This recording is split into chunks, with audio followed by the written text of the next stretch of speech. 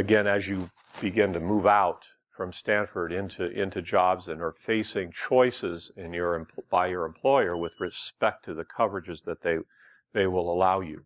And it gets back again to, what can go wrong? What are you afraid of?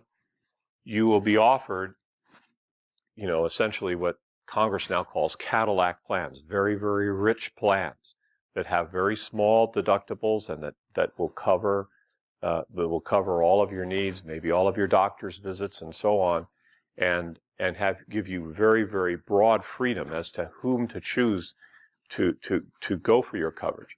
This obviously will be a very, very expensive way to pay for your health insurance. Those of you who are young and healthy, I would highlight for you the high deductible plans that are also available from your employers typically. So these plans are going to have very, large deductibles, $2,000, $3,000, $4,000, $5,000 or something on this order. And so you're not really getting any current medical coverage except for what you may be afraid of, which is the very, very large bills from a hospitalization or a very, very, very serious illness. That would be covered beyond the deductible, beyond this large deductible. So that's the kind of coverage that you may wish to seek. Because again, as you're young and healthy, most likely you're not going to be needing a lot of health insurance. So another benefit of the high deductible plan is that you can plug in something called a health savings account along with it. And what you're doing here, and often your employer will incentivize you to go in this direction by throwing money also into your own personal health savings account. The health savings account is money that you have. It does not go away.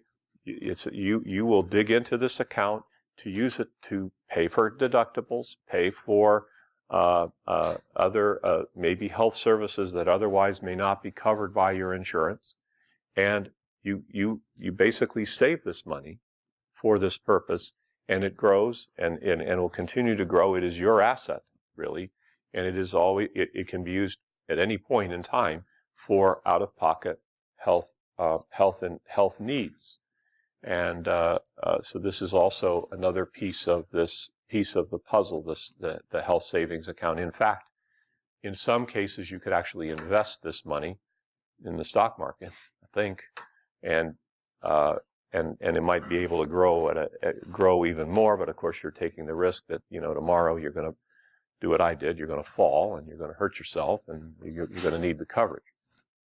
So, let's see, property and casualty. So let's move on to yes.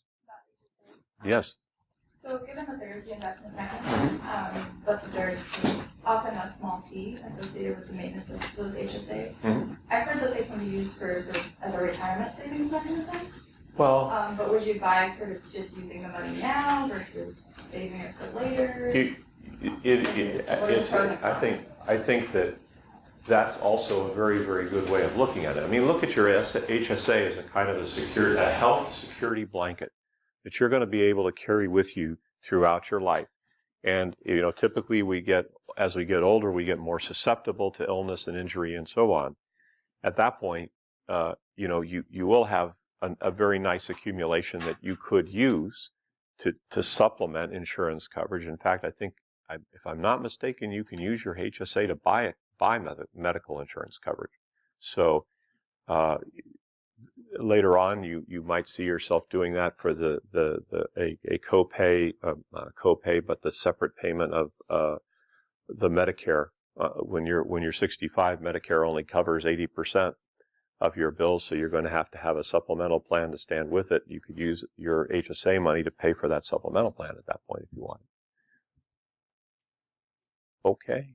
And it's also another thing about the HSA contribution, I should say, is it's tax deductible. I forgot that. So you get to write that off. When you cut that check, that's money that you can reduce the rest of your taxable income as you're writing that check. Yes?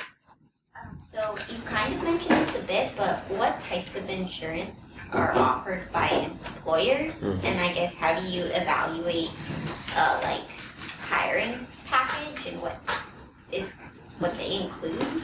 Well, so you're going to look at health coverage. Health coverage is going to be something that will be there. And so again, look at the types of plans and look at, obviously cost is going to be something. Coverage, coverage of your physicians, coverage of your drug needs, things of that nature will come into play. And the employer contribution and your net cost is really what you ultimately are looking at that point. Well, there's more. Yeah, I mean, so you start with health. There will probably be so-called group life insurance, which will be a term life insurance policy that would typically come with this.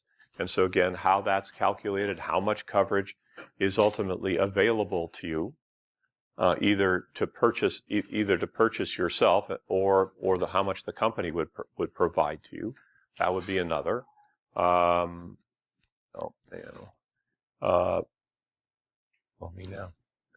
Those are the two. The disability the disability. How much disability coverage are you given? Sick pay. So how many sick days are you allowed per year? And whether or not is there a carry forward provision on your sick pay, so that you can just kind of store your sick pay up? We've got like 1,800 hours here of sick pay, and how does that interplay with your disability coverage? So that's another one. Vacation time would be another.